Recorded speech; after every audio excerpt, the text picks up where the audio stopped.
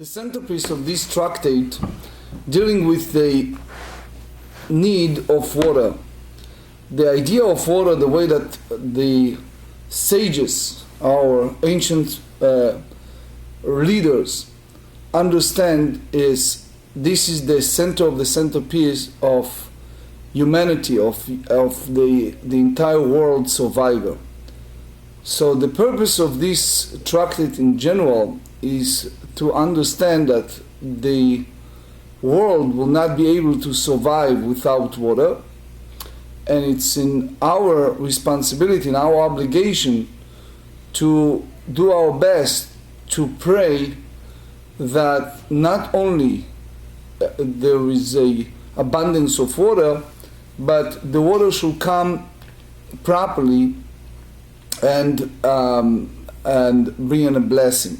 For sure, some people ask, the centerpiece of that, it's the Eretz Israel, who is in a great need, but the belief is that, a strong belief that it's not ended over there, but it has a great influence on the worldwide. In other words, the capability of either abundance of blessing or great destruction that come out of water can be to the extreme with tornado, hurricane, and other crises, to the other way around, a great blessing, has in our belief a theological effect. Theological effect is come from the Greek methodology that believed there is a influence of prayer or expression from one to another. For sure, it's based on our perception that come from our sources first and foremost, which is we believe that our prayer, especially as an observant people, we believe in the power of our prayer. So we believe that by praying we'll be able to influence the supernatural power to change things in the world, to change destiny, to change things. So we're going to deal in this page in different phases of application. It can be in the ritual part, which is the libation of water that takes place during the service in the temple, or in our days during the prayer we have in our service. There is another application, again, go to the prayer, the disputation, when exactly we make those prayers, meaning we go by the time of the beginning of the season, meaning the rainy season, the winter time, and when should we stop it. And then the other application is the idea that we go by the for example, the special years, for example, a sabbatical year, and others, we treated the crops in Eretz Israel in different ways. So therefore, the whole concept of praying for water or dealing with water is the centerpiece of this daf. Another important phase of that, or learning, is the story of Eliyahu, the well-known prophet, whom was the emissary to pray for rain at the time of great famine, and we derive from that a lot of application to our days and our time in a sense of praying. So we are on page 3 lines from the top of the page. So far we understand that the source for that, meaning we left the discussion yesterday with a libation of water, which was again in the time of the temple, and that was part of the daily offering. The Torah tells us in the book of Numbers, chapter 28, Tanya Rabbi Natan omer bakodesh hasech nesech shechar laHashem. In the sanctuary you shall pour out a libation of strong drink to the Lord. So you see here the word nesech, hasech, nesech. You see the word 2 times, libation 2 times. Why twice? Bishnei nisuchin הכתוב מדבר. The verse speaking of two libation. One, אחד ניסוך המים. One is libation of the water, which applied to the libation of water on the festival of Sukkot. And the second one is ve'echad nisuch hayayin. They used to have a libation of wine every single day, together incorporate with the daily offering. So you see here the reason why the Torah puts the word nesech, the libation hasech, nesech, 2 times. Now, it's important for us to understand another thing, which again we discussed yesterday, the Rimzei Torah. We believe that the Torah, our Torah, is Torat Emet. Torat Emet meaning we believe in the truth of the Torah. That is the blueprint of our lives. So since we believe in that, there isn't a concept that we believe in Rimzei HaTorah. Remez meaning we derive, not we are meant our sages, derive from text and implication. We explained several times that one of the 4 avenues, Pardes, Pshat, Remez, Drush, Sod, the Remez is way that we learn the Torah by implication, by imply indirectly to the Torah. So the Gemara asks, how do you know that these two point of nesachim, 2 point of libation, which again, one is for the wine and one is for the water, how do you know that this is the real implication of the Torah? How you derive that? So they said, Eima travayu dechamra. You may think, since it's written together in one line, it may apply solely for wine. Rationally speaking, it may be clear. Why? Because when you are speaking a line and you are speaking about one subject, so obviously that subject speaks about one item, one entity. Now you're talking about 2 different avenues. You said one is the daily offering and one is the water on the festival of Sukkot. So the Gemara said, wait a second, if you tell me that both of them apply solely for the wine, im ken lichtov kra, or hasech hesech, or nasech nesech. Meaning, you repeat the word 2 times, just in the Hebrew language you use patach segol, patach segol, meaning you're using a 2 different, in a way, in philology, meaning in using words, you're using 2 different terms. My hasech nesech, why in the terminology of words you're using 2 different things? If you look at the words, you zoom in, you see one is hey and patach, and then you have nun with segol. Then you have samech with nekuda, with dat, and tzeire, and then you have samech with segol. So because you see these 2 changes, you have to go by the way of remez, meaning the Torah imply indirectly to something. Shemat mina chad demaya v'chad dechamra. You have to go by the way the Malbim tells us in the explanation of the Torah, and also Rabbi Epstein in his explanation of Torah Tmima explains it, that you go by the 2 different avenues, which is one applies to water and one applies to wine. Now, one thing left, which is the question that the Achronim ask, since you speak about Korban Tamid, since you speak about daily offering, why only for Sukkot? Why specifically the festival of Sukkot? You can talk about Korban Tamid other times. So again, it's above the scope of our discussion, but basically Achronim, many of them discuss it at length. So what we see so far, from what we studied yesterday, from our discussion today, we see that you have here a Tanaic disputation when exactly the mitzvah, the commandment of libation of water, begins in the festival. Ela hadetnan, if you remember, when we studied Tractate Sukkah, on page 42, we see there Nisuch HaMayim Kol Shiv'a Mani. We said in Tractate Sukkah, and again, let's refresh our memory.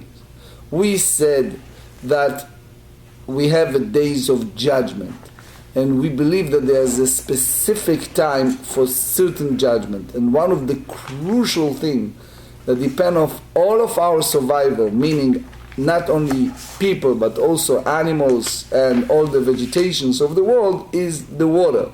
So right after the day of judgment, Rosh Hashanah, and after the day of atonement, which is Yom Kippurim, we enter the festival of Sukkot, and at that time we pray for water. We pray for water in many different avenues. If you remember, yesterday we discussed the idea of using the Arbaat Aminim, and each one of them, the etrog, lulav, adas, and arava, they grow by the water, and we pray for the when we shake the Arbaat Aminim, and when we're praying for water, for blessing, not just water, but also water that will be blessed the world, etc., because they all survival depend on that.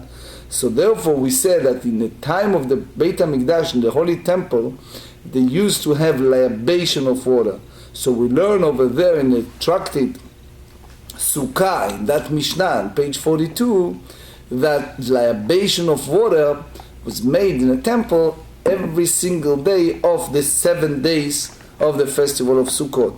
But who is the one who said it?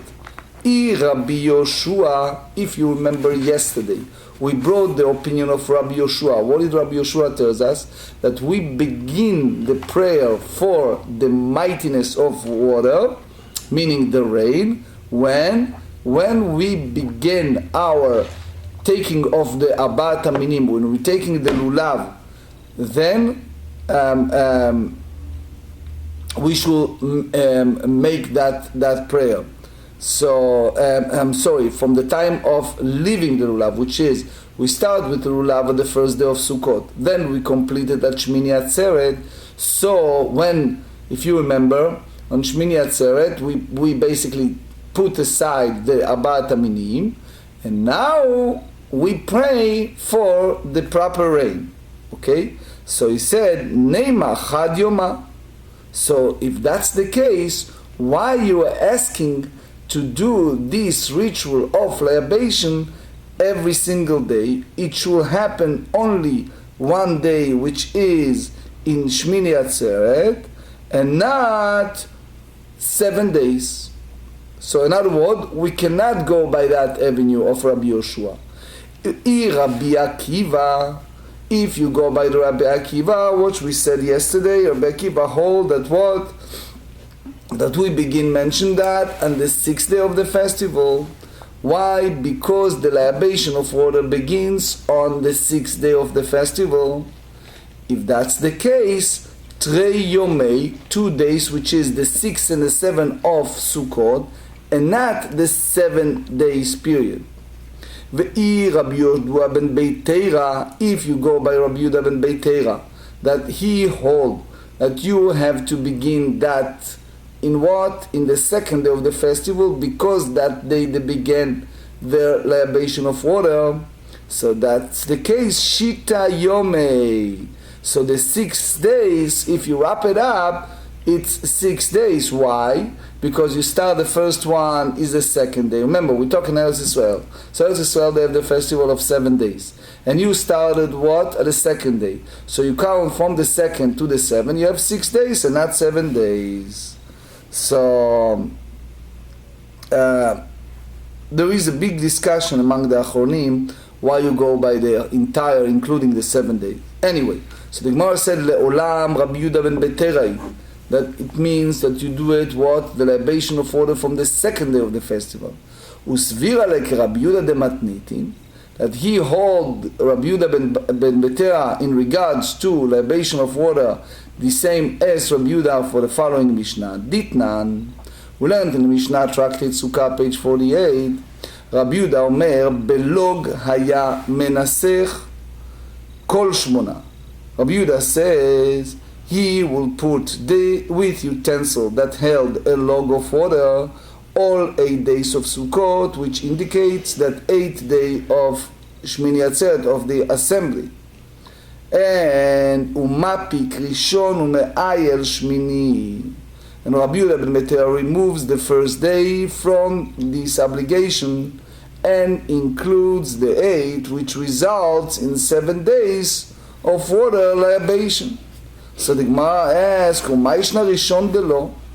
What's the reason that Rabbi Dr. hold that we not perform this libation of water at the first day? He said, we all talk here about the avenue of remez, which means the Torah alludes to something.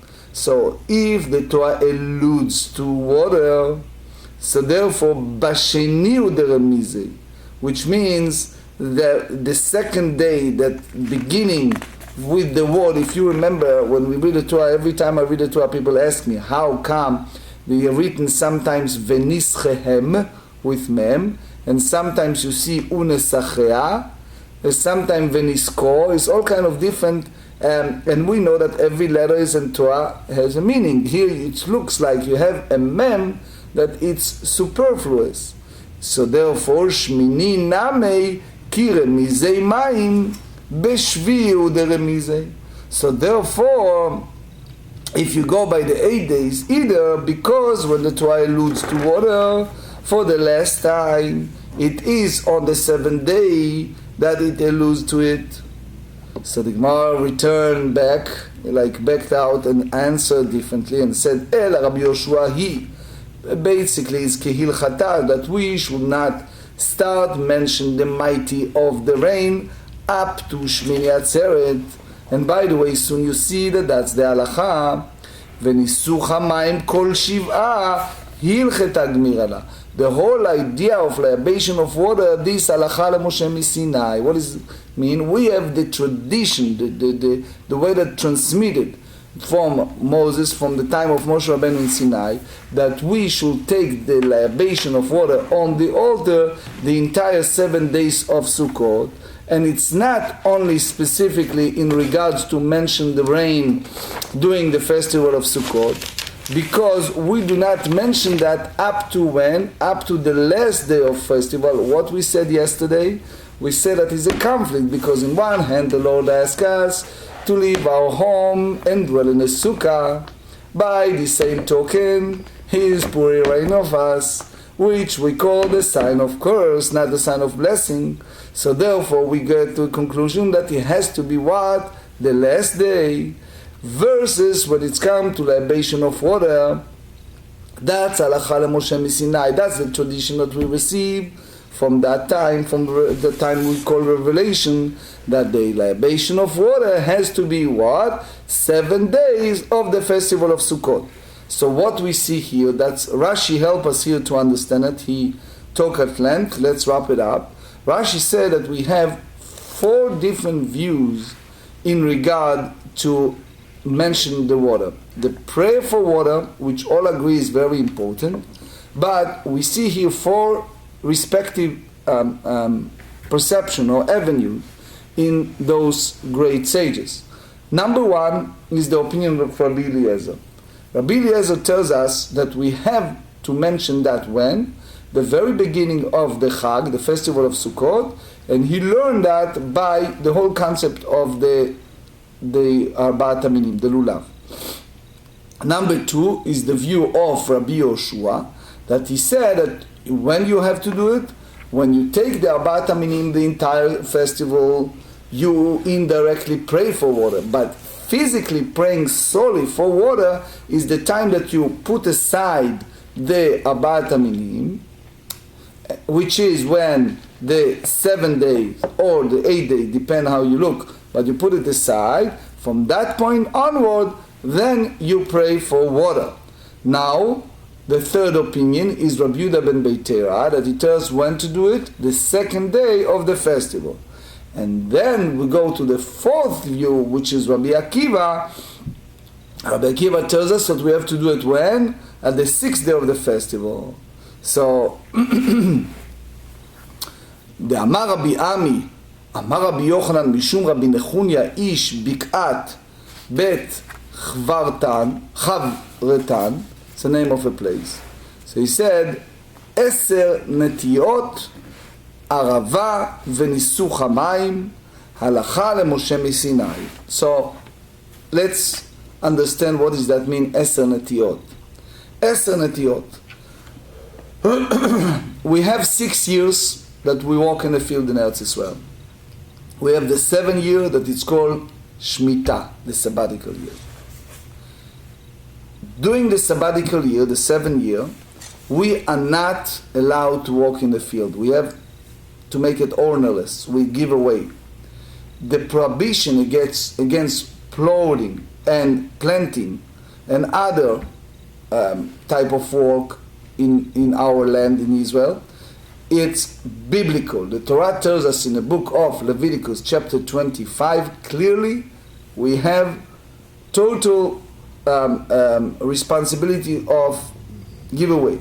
We are not allowed to do it. Now, we go further the way that the Gemara tells us in Moed Katan, page 3, that that's not applied solely for that year, understanding, biblically speaking, that called in addition to Sefet Shvi'it of 30 days period prior to the sabbatical year, that the Torah prohibits us to do any plowing in our field, and it's called Tosefet Shvi'it, in addition to that.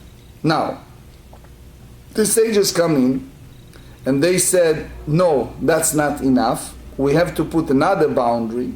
And they said, when it's come to Tvuah, when it's come to the grain, etc., we have to go from Pesach, prior to the sabbatical year.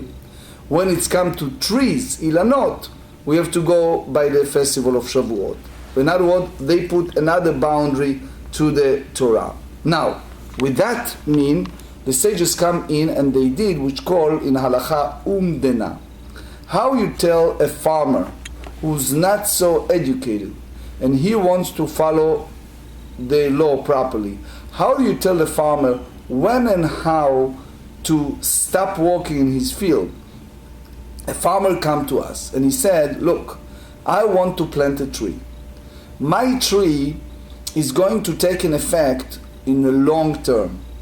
Is a difference between just watering the trees, meaning I planting the seed and I water the trees, or I do something with a fertilization process to make it or to expedite the growth of the trees. The sages in general have no objections during the 6th year to have some planting. You put the seed in the ground, you planted, you have trees, you planted, it's not a problem. The only problem is anything that relates to the sabbatical year and you have some result in the sabbatical year, you have a problem. So the sages come in and they call it Eser Netiot, which means they put an umdena, and they said tree, for example, is not going to be a fertilized at that period of time. So they said it's called Beit Se'ah, which is 2,500 cubic by 2,500 cubic, that's the measure. And they said that time we should not walk. So that's the way Tosfot tells us. Now, the Rambam tells us that all of this idea of Tosefet Shvi'it, in addition to the sabbatical year, it applies only at that time, but not Bazman Hazeh, not in our times. We have to wait for the Beit HaMikdash to rebuild to do it. The second point here in Eser Netiot, it's called Arava.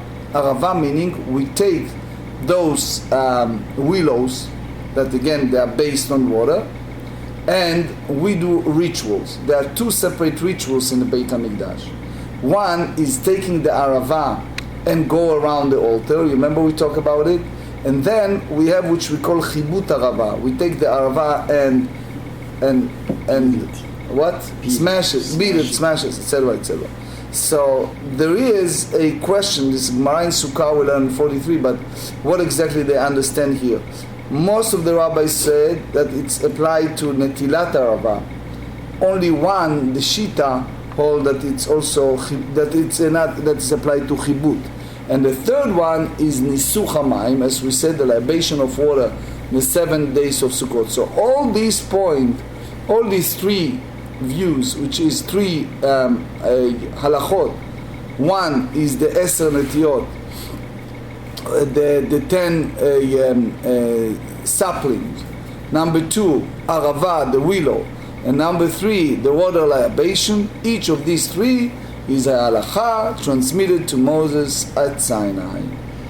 So let's make it clear, the Beit Se'ah, I apologize sometimes with the English Hebrew. In Hebrew, it's merubaim, which means you have 2,500, and basically you meant to say 2,500 square amot. Square amot. Right. Thank you. What's the question? That the sabbatical year only applied to Israel, and the food that we grow and all those things, we can read from it, but we have to purchase from outside because that year we cannot pick up. So I'll tell you a personal story. When our oldest son got married, it's a good question he asked. Okay, so when our oldest son got married, it was the sabbatical year.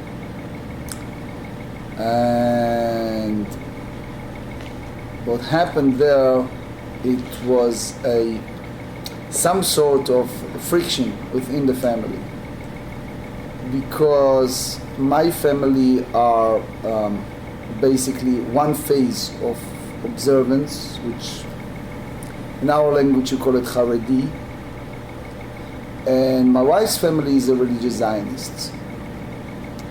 What's the disputation?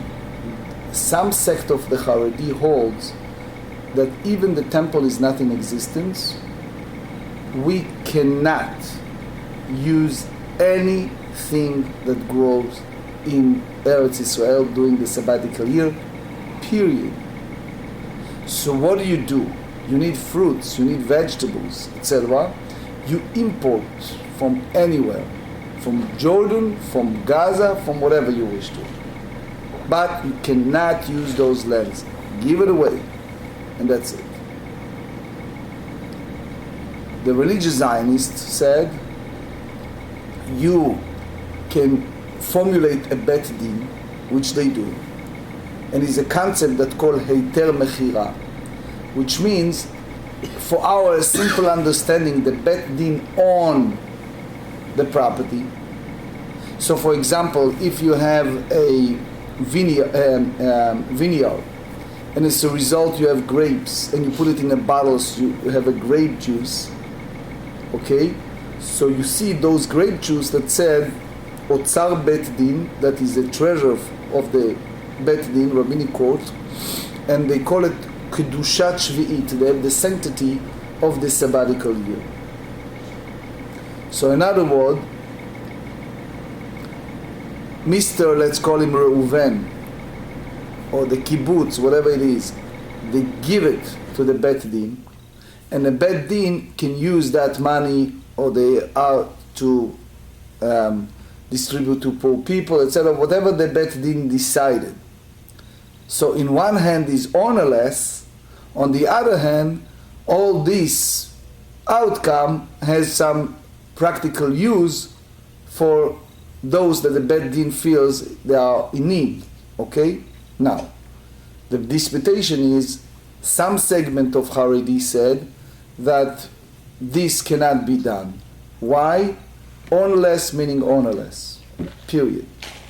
The others have a lot of bad feeling toward that. Number one, they said, you're getting stuff from Gaza, that's the enemies. You basically supporting them by buying product from them instead of the other claims. What type of bedding is this? What do you mean by owning and circumventing the system by taking the property from Reuven or Shimon or other people and just now controlling by the bedding? It's not proper. It's not follow the decorum of understanding the halacha.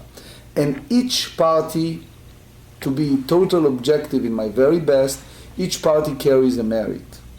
So I'm using my family, my own family situation, because when it's come to my child, my first child's wedding, my wife and I have a very big predicament. What should we do? Because we wanted both families, meaning my daughter-in-law's family, my wife's family, and also my family to attend the wedding, yet each party asked in advance what type of hechsher, what type of kashrut supervision, what type of food you're going to use, in order for us not just to wish you mazel tov and walk out, but to sit and eat a meal that contain vegetables and fruits. So in my case, we compromise by the Haredi, because we figure out in which way the other party will go along. And since religious Zionists are, in my view, are very kind people and they understand, so they go along the other way around, because we figure out if we go by the religious Zionists, the Haredim will not be comfortable eating there. Okay? But that's a personal example that shows you that even in our days, when the Beit HaMikdash is not yet rebuilt, you have two huge disputations in regards to that. How exactly you're supposed to treat the land during the sabbatical year. So it's a very good point. Anyway, here we have the conclusion. So we said that according to the Mishnah, Kol Shiva, all the 7 days, Rabbi Eliezer hold that Yom Tov, the first Yom Tov Mazkir. Rabbi Yeshua said that the 8th day, which is Atzeret, he mentioned that, and Rabbi Yehuda Omer Mishum Rabbi Yoshua, העובר לפני התיבה, ביום טוב האחרון של חג, האחרון מזכיר, הראשון אינו מזכיר. So I explained in my book, Rashi said here, כאין אמר מרהו, כלומר אמרינן לאל רבי יהודה אומר. So the idea is that it's not, Rashi tells us that that's not a new avenue, that's a, in a way, continuation. Rabbi Yehuda Amar Mishum Rabbi Yoshua, Baal Musaf, the one who lead the service, העובר לפני התיבה ביום טוב האחרון של חג, one who lead the additional Musaf service at the last day of festival, האחרון מזכיר, בעל Musaf mentioned the ask for rain, הראשון, the one who lead the שחרית, אינו מזכיר. ביום טוב הראשון של פסח, the first day of festival of Passover, הראשון מזכיר, האחרון אינו מזכיר. So again, this is already beginning of a new season. You're heading to the spring, summer, so you stop it at the first day and not the first prayer and not the last. Hey Rabbi Yoshua, who is the Rabbi Yoshua that mentioned here? Ilem Rabbi Yoshua de Matnitin, ha-amar biyom tov achron shel chag mazkir. So he said that it's already in the morning in the shacharit, and unlike Rabbi Yehuda, name of Rabbi Yoshua, that is only acharon, which is in the musaf. Ela Rabbi Yoshua de Braita ha-amar mishat anachato. So you see here Maharam, in the Russian book, he said that that's applied to the 7th day, which means he pointed out that in Rashi you have Leshonot Sotrim, you have two different avenues. Because one hand you say that you maniach lulav bashvi'i, you stop it on the 7th day. And we understand that you start Mashiach Baruch by that view in the Arvit, in the evening prayer. And then you have Rabbi Yoshua here, Musaf. You have to see Maharam Russian book, the way that he put it. Anyway, ותורה דתניא רבי יהודה אומר משום בן ביתרה, העובר לפני התיבה ביום טוב האחרון של חג, האחרון מזכיר, which is the way that we are doing it, the last day of the festival, and the first, which is the shacharit, he doesn't mention that. Hey Ben Beitera, who is this? Ilem Rabbi Yehuda Ben Beitera, ha'amar b'sheni b'chag הוא מזכיר. So he said, אמר רב נחמן בר יצחק תהא בן ביתרה, ברבי יהושע בן ביתרה, זימני נקרא לה בשמי וזימני נקרא בשמי דאבא. Sometimes they call him names, sometimes the father. והם מקמי דליסמכו, והה לבטרי דליסמכו. So it was before he received his ordination, this after his ordination, that you add the Rebbe, etc., etc. So let's wrap up understanding the disputation here. We have here basically 4 different avenues in regards to hazkara, to mention the mighty of the rain. Rabbi Eliezer in the Mishnah said that we have to do it one in Shacharit of the first day of festival of Sukkot, and you learn it from the Lulav. Second, we have Rabbi Yehuda ben Betea that is said in the second of the day, and you learn it from where? From the libation of water, that the Torah alluded indirectly, according to his view, at the second day of Sukkot. Then we have the third view, which is Rabbi Akiva. Rabbi Akiva hold that we do it from when? From the 6th day of the festival, and he learned from the libation of water that the Torah alluded at the 6th day of the festival. And then we have the 4th view, which is Rabbi Yoshua ben Hanania, that he said that it has to be the way that Tosfot put it, at the evening prayer, Ma'ariv of Shmini Atzeret, or the way that the Gvurotari understand the Rashi, is from the 7th day of the festival. And the reason he holds that you should not mention at the early part of the Chag, it's because it's sign of curse. When you have, as we said many times, you sit in a sukkah and you have a rain, it's not the right sign. And then you have the 5th view, which is Rabbi Yoshua ben Hanania, that we should do it when the last day of the festival, which is from Shacharit of Shmini Atzeret. And then we have the 6th view, which by the way, that's the halacha, follow Rabbi Yehuda, the name of Rabbi Yoshua ben Beiteira, that it means what? The last, the musaf of Shmini Atzeret, that we mentioned that. Obviously, if you wrap up all of that and you think logically, okay, I can say humbly that makes sense. You're out of the sukkah, you're out of the festival, your very last prayer, in a sense, that's the musaf, and that's the proper time. Anyway, each one carries his own merit. Bless you. Thank you. Tanya. Now we go to another phase, which have some implications, some introduction. If you open the Sidurim, Nusach Sfard, Nusach Ashkenaz, you see that in Chutz La'aretz, in diaspora, we do not mention Morida Tal. In Eretz Israel, it's very interesting, because Nusach Sfard and the Hasidim, especially those who go by the Arizal,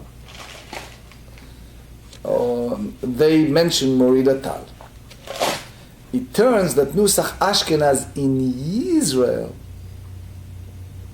they do that. They also mention Morida Tal in the second bracha.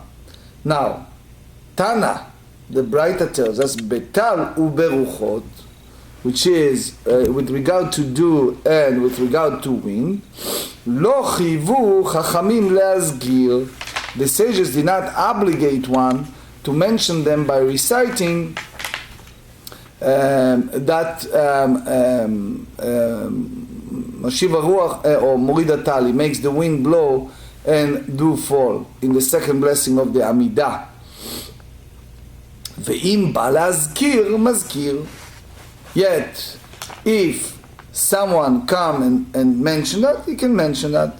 So in other words, it's good to always to praise God for abundance of good He provided for us. Now, Tosfot tells us here something very interesting. Tosfot said, "Lefichach en kpeida lomar morid atal afilu bimot hachama." Even in the summertime, a person can mention that one who brought the dew, ach shelo yomar morid hageshem ve'ach hilcheta. ואם לא אמר בימות הגשמים, כי מוריד הגשם ודילג מהשיבוח מוריד הטל אין מחזירים. אוקיי, מה הייתה אמה? What's the reason? אמר רבי חנינא לפי שאין נעצרים.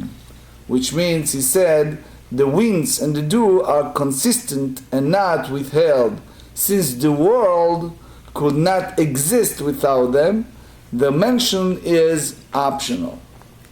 So the Gemara asks, "V'tal minalan delo mi'atzar." How do you know that the duo were not derived, that it is not withheld? Dichtiv, that's something that we said every Motzei Shabbat during our prayer. It's written in the book of Kings, chapter 17. Dichtiv, Vayomer Eliyahu Tishbi mitoshvei Gilad el Achav. Eliyahu the Tishbi, who is the settler in Gilad, said to Achav, Chai Hashem Elokei Yisrael asher amadti lefanav. He make an oath, Im yeh השנים האלה תנומתה כי אם לפי דבריי. He said, so I take name of the Lord God of Israel, before whom I stand, there shall be no dew or rain in these years, but according to my word. So see here, by the way, what does that mean, Tishbi? Eliyahu Tishbi. So Tishbi, the way Tosfot tells us, Tishbi meaning the resident, Toshav, someone who's dweller. So Tosfot said, לפי שהרגו ישראל אנשי יבש על מעשה פילגש בגבעה. There's a famous story at the very end of the Judges, the story of the concubine in Giva. So over there we understand that it's from the tribe of Benjamin. So we use the word mitoshvei Gilad. They said that it was a mass murder, and the text said that it was 300 people survived, the residents, Toshavei Gilad. So it means that he's from the tribe of Benjamin. Yet, there is a Tosfot in Tractate Bava Metzia, page Kuf Yud Gimel 113b, that hold that Eliyahu was from the tribe of Gad. And the Ma'aritz Chayut explains, if you read the text, when it's called Miya'azer v'Toshvei Gilad, when they divided the land, he derived from that it has to be from the tribe of Gad. So either you go by the Tosfot and Bava Metzia and Ma'aritz Chayut, that he was from the tribe of Gad, or you go by the Tosfot here, that Eliyahu was from the tribe of Benjamin. It's another subject. But anyway, back here, he said that he took an oath that it will not be a dew and rain. Uchtiv, and then it's written after the 3 years of Batzoret, of the famine, that God said to Eliyahu, Lech hera'e el Achav ve'etna matar al pnei adama. Go show yourself before the wicked king Achav, and I will send rain upon the land. So God stated that he will resume rainfall. Ve'ilu tal lo ka'amar lei, and did not say to Eliyahu that he will restore dew. My tama, why? What's the reason? Mishum, because dew, page 3b, the law mi'atzar, it's not withheld. So, meaning even during the time of dew, it's always there. The Yerushalmi said that it's incorrect, and the door did stop at the time of Eliyahu. Anyway, so the Gemara asks, "V'chi me'achar delo me'atzar Eliyahu ishtabu el amali." Wait a second. Eliyahu took an oath, and it's appeared that it's an oath in vain. How come? Is that prohibited to have an oath in vain? Several explanations. You can go by either the way that Maharsha understand it, it's Yosef. There's another interpretation. In short, there is a concept that's called two different sugei tal, two different type of dough. There is one that it's a kavua, that it's apparently every single day. There is one that we believe that help grow and fertilize the vegetation. So here he speaks about that phase of the dough, which is that the one who create fertilization, that we held. That's the way Maharsha understand it. Anyway, הכי כאמר לאפילו לטל דברכה נאמר אלוהתי, meaning that the do of the blessings during that 3 years, ולהדרה לטל דברכה. So should God bring it back, restore the door of blessing when he ended the door of rain, and in the after mentioned verse, so they said משום דלא מנקרה מילתא, because people not recognize it. Because even the years of the famine, they still have a do. So Achav make fun of him and says, "Oh, you said something, and even in those years did not stop." So therefore, that's the reason. People don't see that the big difference between the dew that come every day and the dew that is really fertilized. Ruchot menale delo me'atzrei. How do you know that the winds, from where you derive that it's not withheld, but perpetually if it blows? Omar Rabbi Yoshua ben Levi damar kra. We said in the book of Zechariah, chapter 2, כי כארבע רוחות השמיים פרסתי אתכם נאום השם, for I have spread you abroad as for winds of the heaven, says the Lord. מה כאמר לו? What did God said? אילי מה כאמר לו הקדוש ברוך הוא לישראל, דיבד דרת חינכו בארבע רוחי דעלמא, I scattered you in the four corners of the world, איאחי כארבע בארבע מבעלי. We have kaf and bet, kaf הדמיון, which means that the diaspora, the exile is in a four corner. אלא אחי כאמר כשם שאי אפשר לעולם בלא רוחות, כך אי אפשר לעולם בלא ישראל. That's important. I wish to have more time for that. But the concept is a very deep concept in Jewish theology and Jewish thought. The same, the idea that the world cannot exist without winds, the world cannot exist without the Jewish people. And this interpretation of the verse is based on the claim that the wind never ceases. Anyway, we do not have time to elaborate because it's a lot to speak about it. Anyway, Omar Rabbi Chanina Hilkach. So therefore, since the sage is not required to mention wind, Bimot Achama, between Pesach to Sukkot, Amar Mashiv Ruach and Machzirim Oto. If a person said the word Mashiv Ruach, you'd not ask him to repeat it, and Tosfot here elaborate at length, but we just glance over that. Amar Morid Geshem Machzirim Oto. Why? Because in Eretz Yisrael, the rain, it's not only that they don't gain anything if there is a rain during the summer, but it's a damage to the crops.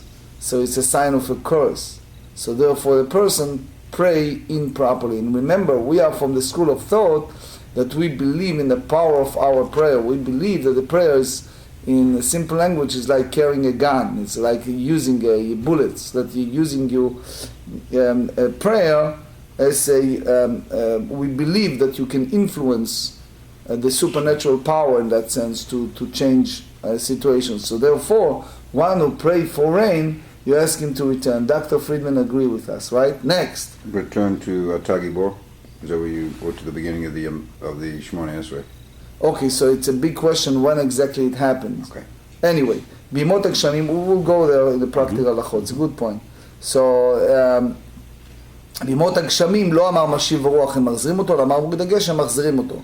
So basically, in very short, if he complete his prayer, you need to return to the very beginning. But if it's in the middle of Mechaya Mitim, middle of the second bracha, so he said it there because the sages did not institute specifically that location. Basically, we see it in the Sidurim before Mechalkel Chaim Bechesed, because the rain is act of livelihood, is like act of prosperity. So therefore they mentioned that there. But B'diavad, the way that the Shulchan Aruch Or HaChaim in Kuf Yudalet 114 said, any place, location, it's fine. So meaning if he all of a sudden he said Baruch Atah Hashem Mechaya Mitim, and all of a sudden before he even mentioned Atah Kadosh, you realize that he's not He didn't mention that, he don't need to repeat, and he just said Mashiv Ruach or Morid Geshem over there without Chatima, without completion. So Tosfot and Ritva and the Ran have a big discussion what happened if during the raining time a person said Morid Tal instead of Morid Geshem. Basically the halacha we don't need to repeat. Only the time if you don't mention anything, neither Tal nor Geshem, then you repeat. Anyway, ולא עוד אלא אפילו אמר מעביר הרוח ומפריח הטל. So even if he said instead he removes the wind and leave the dew, which means that should be no wind or dew, אין מחזירים אותו. Why? Because the wind and dew are always present. Tana, we learn in the Braita, be'avim, with clouds, that it helps to make the wetness, especially people who live in Florida, they will tell you, right? That it's sometimes, or Arizona, it's too dry, right? So you need that. וברוחות לא חיוו חכמים להזכיר. They said it's not obligated to mention them.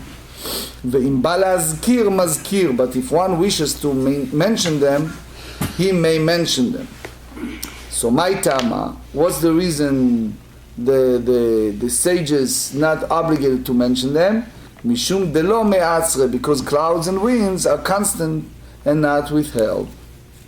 Mora asked, ולא מעצרה? You're going to tell me that they are not stopped? Wait a second. ותנא רב יוסף, the Torah tells us in Vayayim Shamu, in the second part of the Shema that we said every day from Devarim, from Deuteronomy chapter 11, ועצר את השמיים, that God stopped ולא יהיה מטר, right? We know that.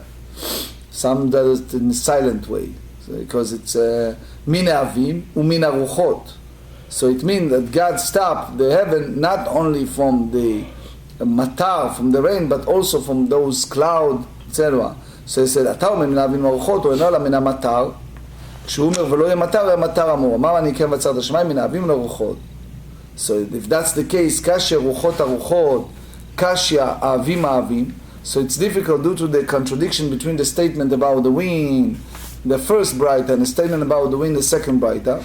And it's the same apply the contradiction between the statement about the cloud and the first and the statement the cloud the second. So he said avim lo kashia, the cloud from the one and the other is not question. Ha bechorfei, ha beaflei. One applies to what? To the winter time. The early cloud that precedes the rain, which come whether or not rain is actually falls.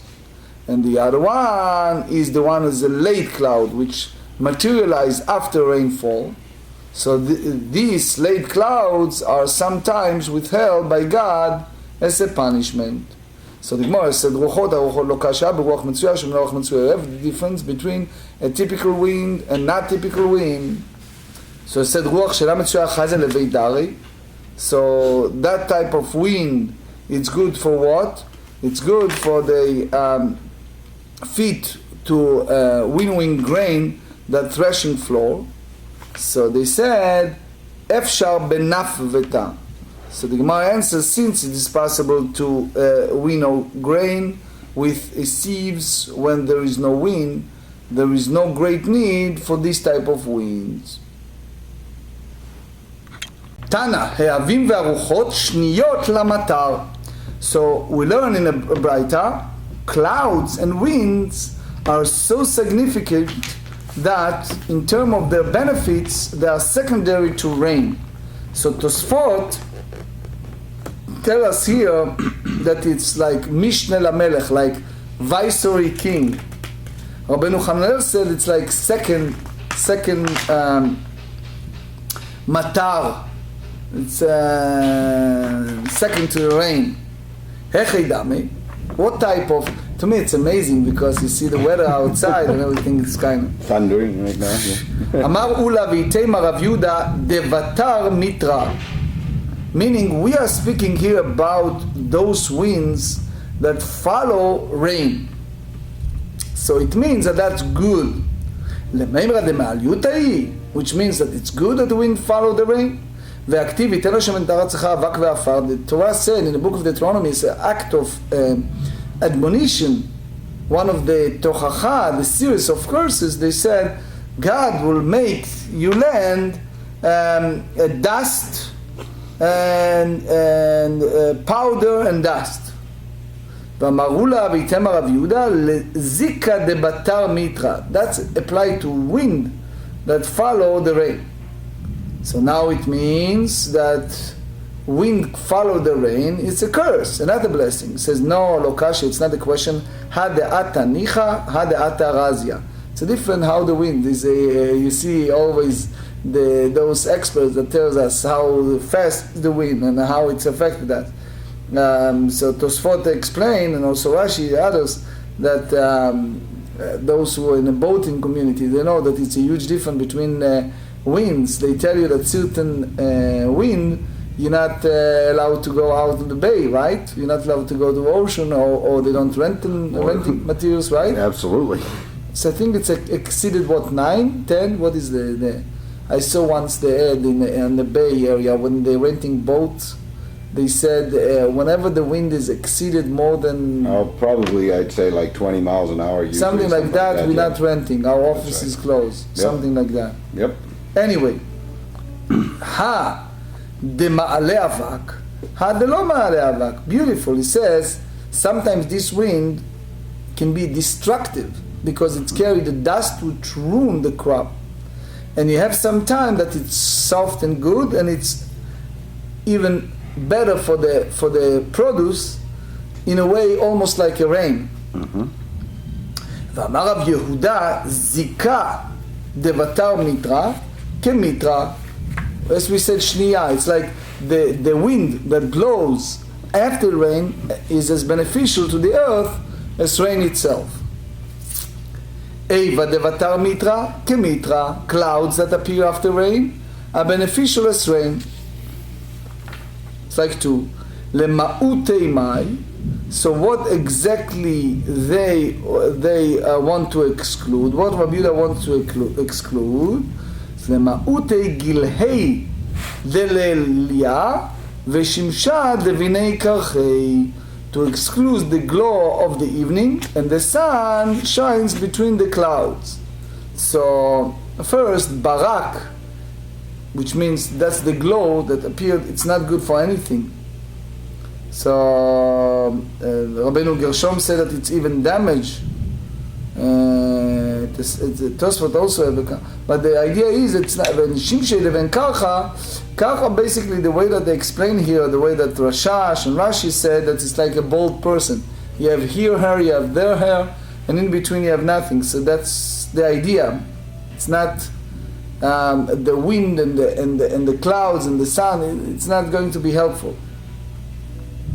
Amarav המעלה תלגה לטורי כחמישה מטרי להרע. That's fascinating. To me, it's not just fascinating, but it's also to show the ingenuousness, the brilliance of our sages. You know what he said here? He said that snow is as beneficial to the mountains as 5 rainfalls to the earth of the plain. To me, it's amazing.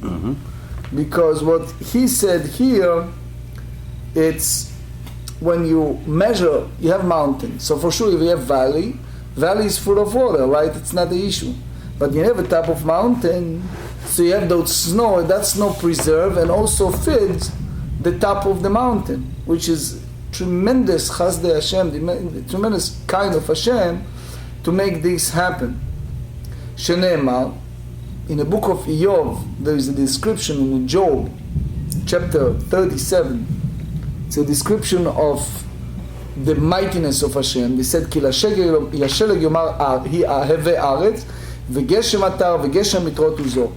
So it means God commanded the snow to come down, and it's like a combination of 5 types of rain, which is rain, geshem, matar, it's a different type of rain, and then vegeshem, they said, and then mitrot, it's a plural, which means in a way the snow is equivalent to 5 different rains. I'm just thinking now I'm going to Switzerland and people live there with that. It's snowy. Yes, no. ואמר רבא, talga leture, the snow is effective, it's good for the mountain. Matra razia leilane, when you have a strong, like now you see, a strong abundance of water, rain, it's good for the trees. Mitranicha lefire, if you have a soft rain, it's good for the produce and for the crops. So Meiri said that that's the reason why soft rain is not reaching the roots of those trees. Page 4, urpila. Urpila is a drizzle.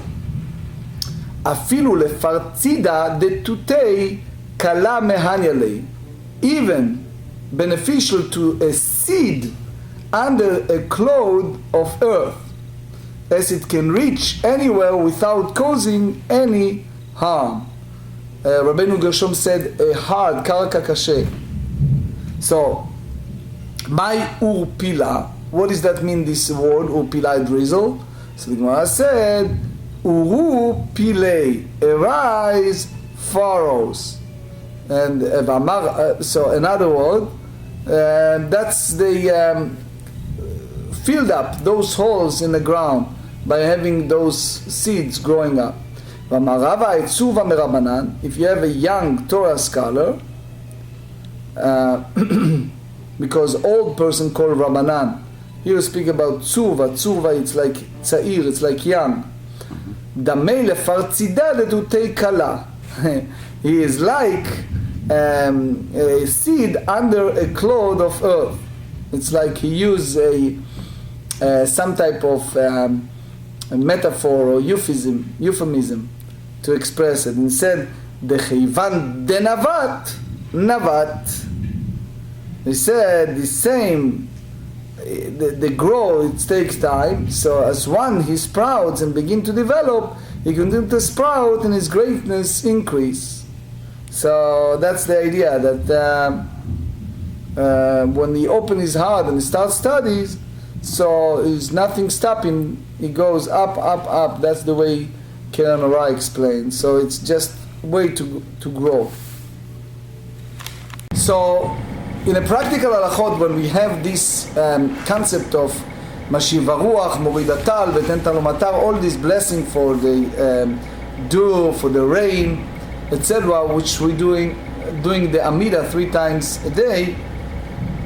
So the Shulchan Aruch Or HaChaim 114 said, if one mentions dew in the second blessing of the Amida prayer during the rainy season, or fails to mention dew during the summer, he is not required to repeat the Amida. This is the case even if he has not yet finished reciting the blessing. That's the Magen Avraham, as there is no obligation to mention dew. Now we have a difference here between Ashkenazim and Sfaradim. The Ashkenazi custom, no mention is made of dew in the second blessing, neither in the rainy season nor in the summer. That's the Rema. The Sephardim, member of the Sephardic community, and the Hasidim, and all the Jewish people who live in Eretz Israel insert the expression Moridatal, it makes the dew fall in the summer. Now, here is the Rema on Shulchan Aruch Or HaChaim 114. If in the second blessings, which is Mechaya Metim, of the Amida prayer during the summer, one recites, he make the wind blow without mentioning the rain, or if one fails to mention the wind during the rainy season, one is not required to start from the beginning and repeat the blessings. If during the summer one recites and make the rain fall, one is required to return to the beginning of the blessing. And if he has already completed the blessing, he must return to the beginning of the Amidah. This mistake must be corrected even if one recited the prayer in a place where rain is required during the summer month, and even if he mentioned both dew and rain. That's the Rema. The Aruch HaShulchan disagree about whether he must also repeat the introductory verse of the Amidah. Hashem Sfatai Tiftach, O Lord, open my lips, and my mouth should declare your praise. So they said, if during the rainy season one fails to mention, he makes the rain fall, he is required to return to the beginning of the Amidah, provided that he did not mention do. However, if he mentioned do, it is not required to return and correct the mistake. That's basically the point of Jerusalem Talmud. The last point I want to mention, which is not so much practical halacha, but it's a point of thinking that we discuss in this session, is the concept of Tosefet Shvi'it. Since we believe that the Beit HaMikdash will rebuild, so we should be aware that soon we have the sabbatical year. Biblically speaking, we have the sabbatical year in addition 30 days before. And the rabbis add to that for the Tvu'ah from Pesach and for the Ilanot, for the trees, for the produce from Shavuot. But as we said, that the Rambam said that it's not Bazman Hazeh, that it's not at our time. The whole concept of the Sefer Shvi'it is not in our time.